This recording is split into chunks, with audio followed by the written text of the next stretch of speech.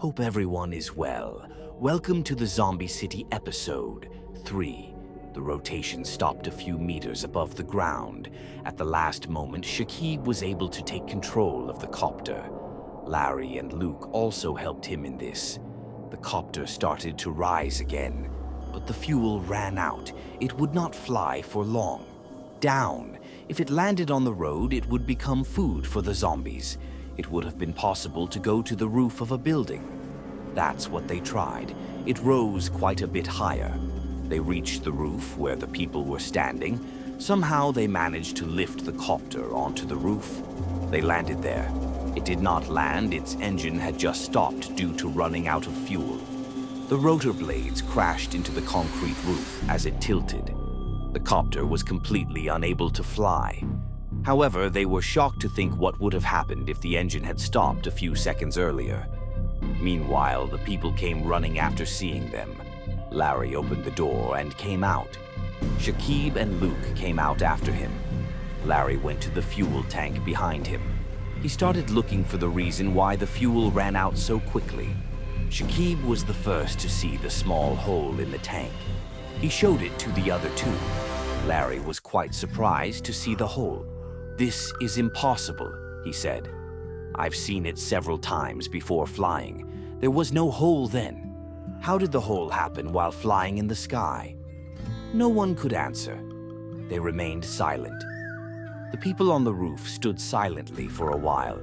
A tall boy with black hair came forward from among them. He put his hand on Larry's shoulder. Larry turned to look at him. The boy couldn't find anything to say. He didn't say anything. Meanwhile, Luke and Shakib also looked at them. They looked at the people carefully. The two young children were Shakib's age.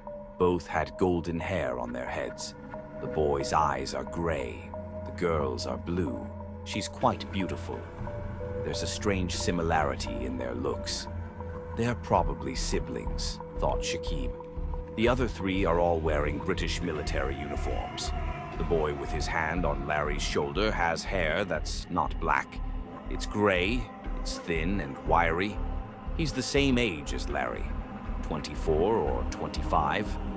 Quite handsome. The girl is incredibly beautiful. She looks even more beautiful in military uniform. Light gray hair. Her eyes are bright green. Her age is also hard to guess, but she can't be more than 23 or 24. The other guy is quite stocky. His body is muscular. He has a rough look. He's a little older. He might be 30 or 35. Everyone got to know each other. As soon as the three of them arrived, they were British Army. The boy with the gray hair was named James Roy. He and the girl were second lieutenants. The girl's name was Christina. The rough-looking man's name is Ian Morgan. He's the captain. The boy's name is George, Shakib's age, and the girl is really his sister. Her name is Lacey. "So where were you going?" Roy asked as soon as the introductions were over. "To Savannah Island," Larry said, "but we ended up here mysteriously." "Savannah Island." Roy was surprised. He looked at Christina and Morgan. They were also quite surprised. Roy turned back to Larry. "This is not the way to Savannah Island. Besides, Savannah Island is a long way from here. How did you get here?" "I don't understand that," said Larry. "I didn't say that. I left mysteriously." "Mysterious as it is," muttered Roy. "But what's the matter with you? You're all British Army. Why did you come here? And where is this place?" "It's a British colony," Morgan answered for Roy. "The British government rules this island." "So it's an island?" "Yes." Morgan shook his head. "McLand." "McLand?" Larry's jaw dropped in surprise. "How did we get here? It's almost impossible." Shakib and Luke were also quite surprised. They knew McLand, although they had never been here before, but they had heard the name. They also knew the location. It was an island in the Atlantic Ocean, quite a bit east of Brazil. It was quite large, about 200 square kilometers in size. The British government rules this island. On the other hand, Savannah Island is in the Atlantic Ocean, off the coast of California. That means they crossed a continent and thousands of miles of sea to get here, which is impossible in a word. It is also impossible to make a mistake. The maximum flight time with the fuel in the copter was 1,000 miles. On top of that, the fuel tank leaked and the fuel spilled out. "Now tell me about these zombies," Larry said again. "Where did they come from?" "I'm telling you," George said. He was sitting a little further away. He came forward. He sat down on the concrete floor. "There is an abandoned cemetery at the very north end of the city. It's called Mackland Royal Cemetery." Mackland Royal Cemetery. The name rang in Shakib's ears. Mackland Royal Cemetery, MRC for short. "Isn't this the cemetery I saw in my dream?" Shakib thought. Meanwhile, George continued his story. "The priests declared that cemetery abandoned several years ago. Since then, no one has been buried there. No one even goes there." "Why is it declared abandoned?" Larry asked. "It's said to be in the hands of the devil," George said. "The devil can control the bodies in that cemetery. But because the gate to that cemetery was sacredly closed, the devil can't open the gate and bring the bodies out. But a few days ago, someone from outside opened the gate. The devil got the opportunity. He took all the bodies out of the graves. They spread throughout the city. They started attacking helpless people." "No one was ready for this," Roy said, taking George's words away. "So no one had a chance to stop them. Besides, the zombies started to grow very quickly. Due to problems with the main tower of the network system, all communication systems were disrupted. Perhaps the zombies caused the tower's problems." "So, what's the abbreviation MRC written in copper on the gate of that cemetery?" Roy asked Shakib as he stopped. This was the only thought that had been playing in his head for so long. "Have you ever been here before?" George asked with a frown. "Or do you know about that cemetery?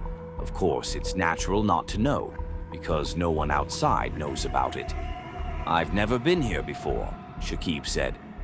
"Well, I know very little about this McLand.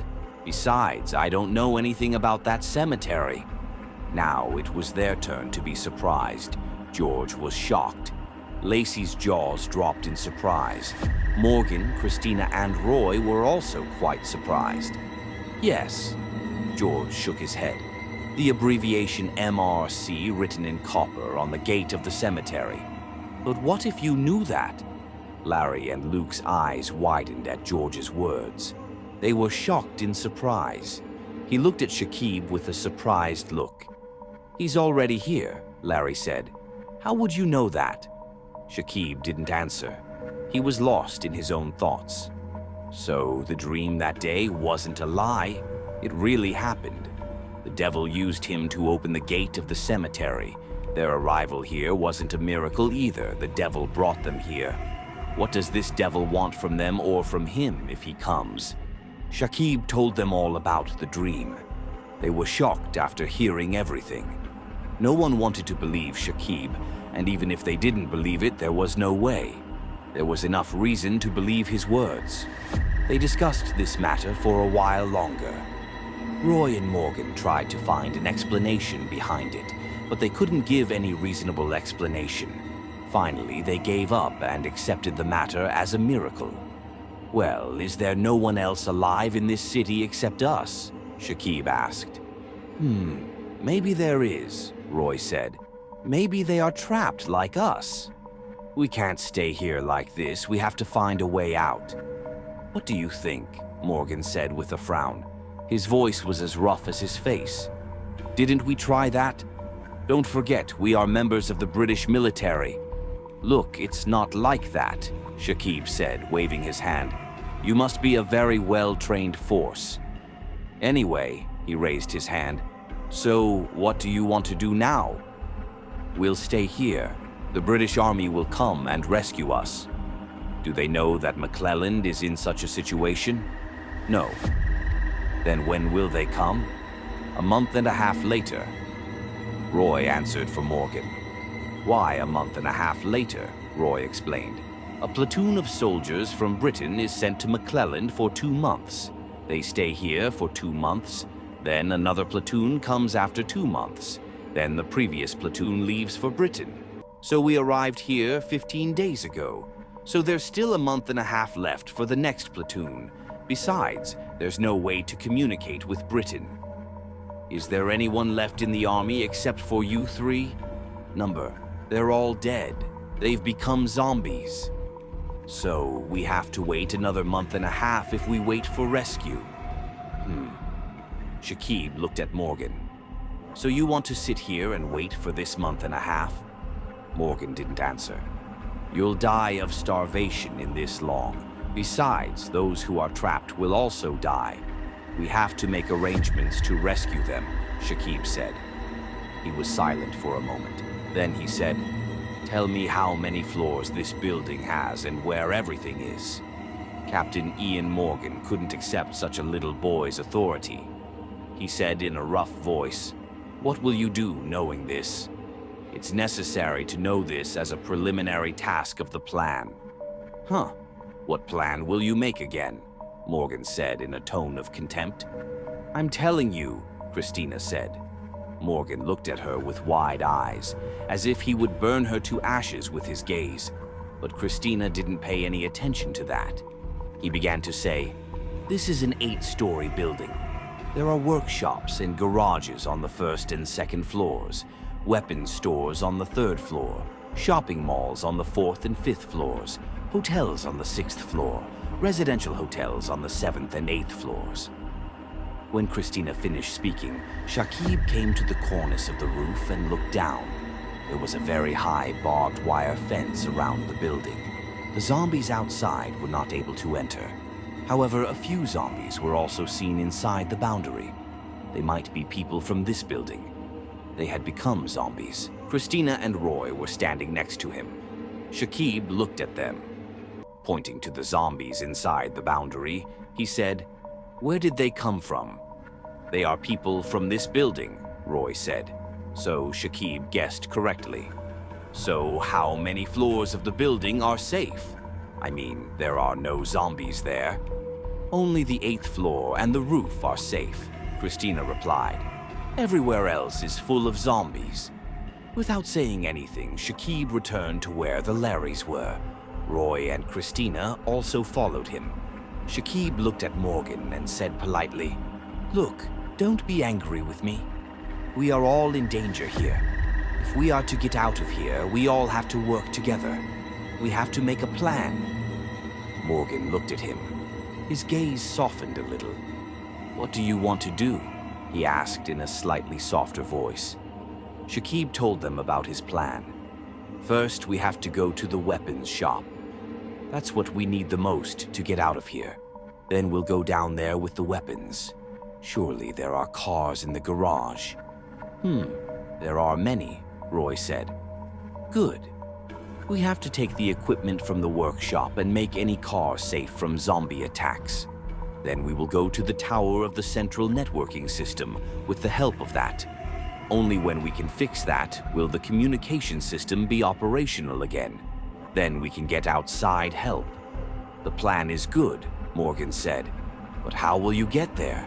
I'll leave the tower alone. How will you get to the weapons showroom? It's full of zombies there. Approximately how many zombies can be in this building? Can you guess?